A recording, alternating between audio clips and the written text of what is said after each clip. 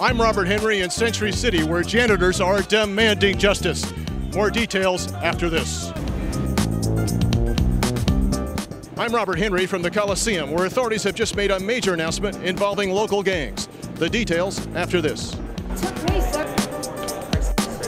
I'm Robert Henry in Burbank at the Diversity Awards with Cal Penn. More details coming up.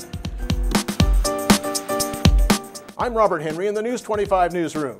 Coming up next, a violent car crash leaves a little girl dead. Breaking news this afternoon out of Boyle Heights.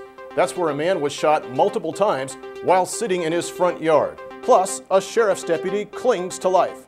Those stories and more next on News 25 LA. Reporter Robert Henry joins us now with the story. Robert? That's right, Jay. We're at the Coliseum where this press conference just wrapped up. It's where authorities announced a major operation against LA gangs. With names like Weedamac, Lemonhead, and Too Tall, you're looking at members of LA's notorious street gang, the Pueblo Bishop Bloods. Most who are now behind bars thanks to a sweeping federal and local operation designed to crack down on violent street gangs. I talked with Mayor Antonio Villaraigosa, who called it a major victory for the city. Absolutely. This is a victory for the Pueblo del Rio housing project, for South Los Angeles, and for the entire city. This is another example that we're going to work with our federal partners to make sure that gangs that terrorize and prey on our community are put behind bars. Called Operation Family Ties, FBI, LAPD, and U.S. Attorney investigators spent 2 years tracking members of the gang. The gang made millions selling drugs and guns near the Pueblo del Rio housing complex. At this news conference today, FBI Assistant Director Stephen Martinez said the operation was extremely complex. Well, an investigation of this scale is very challenging. It is very, very labor intensive. It involves literally hundreds of officers and agents, both operationally but behind the scenes working the case and gathering evidence. So I'd say that on the scale of things we do, this is right at the top. The operation was critical to the LAPD. They have to deal with these criminals every day.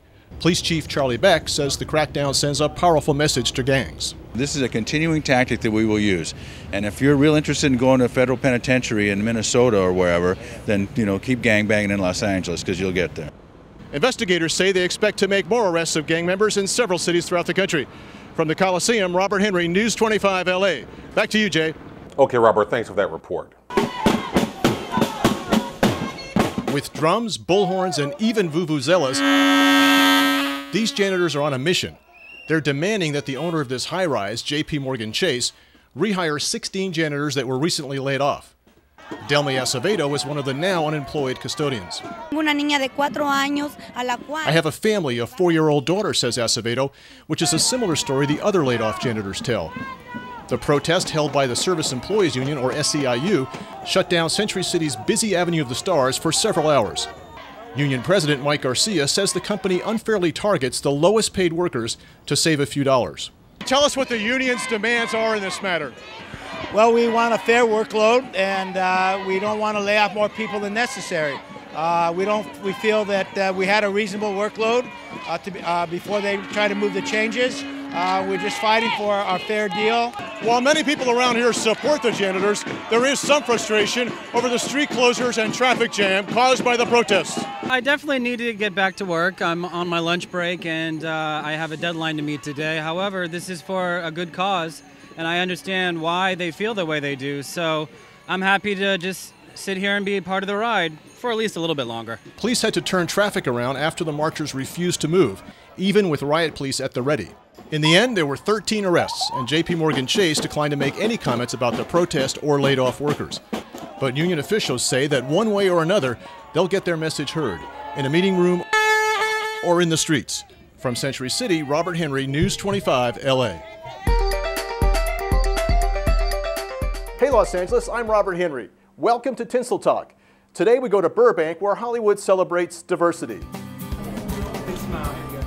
From John Cho to Cal Penn, you're looking at the winners of the 2010 Ivy Bethune Diversity Awards.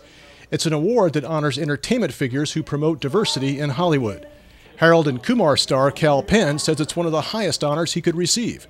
It's an incredible honor, and it's, I was talking to my parents about this. It's, it takes so long to get into one of these labor unions, not to mention all three, that to be recognized, I think, particularly for playing a wide array of characters is an honor, but as I'm going to mention tonight, I think it really goes to the writers and producers that, cast colorblind roles and kind of focus on storytelling as opposed to anything else. Sponsored by the Screen Actors Guild, the American Federation of Television and Radio Artists, and Actors Equity Unions, this is the 8th year of the award. It started as a way to promote people of different races, genders, and abilities in the entertainment industry. I love you! Award founder Ivy Bethune says it is changing Tinseltown. Could you tell us about the impact that these awards have had on the entertainment industry?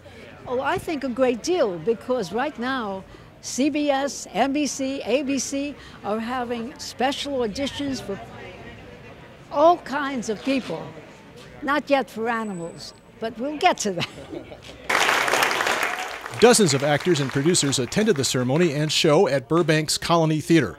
Producer Yvette Lee Bowser, also an award recipient, says the future of diversity is bright. I always like to be optimistic. I think the future is bright.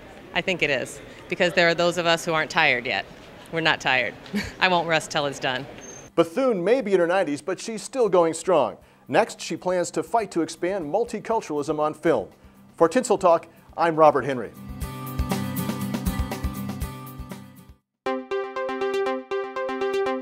Good evening. I'm Robert Henry in the News 25 newsroom. Our top story tonight is out of Compton. That's where a 6-year-old girl was killed after a hit-and-run driver rear-ended the car she was in. You could see from these images just how hard the car was hit. The girl was in the back seat that was smashed in during the wreck. The suspect took off in a dark Cadillac Escalade. In Long Beach, a Los Angeles County Sheriff's deputy is in grave condition after getting hit by a car. Paramedics and other deputies rushed to Long Beach Memorial Hospital. That's where the deputy is undergoing surgery at this hour. He was writing a ticket when a driver sideswiped him, throwing the deputy at least 50 feet. The suspect was arrested a short time later. Finally tonight, a drug bust in Maywood turns up thousands of dollars of prescription pills. Deputies pulled over this Mercedes because the driver didn't have his lights on. Deputies say they saw syringes and searched the car. That's when they found bottles of OxyContin and Valium. That's going to do it for tonight. Thank you for watching News 25 LA. I'm Robert Henry. Have a good night.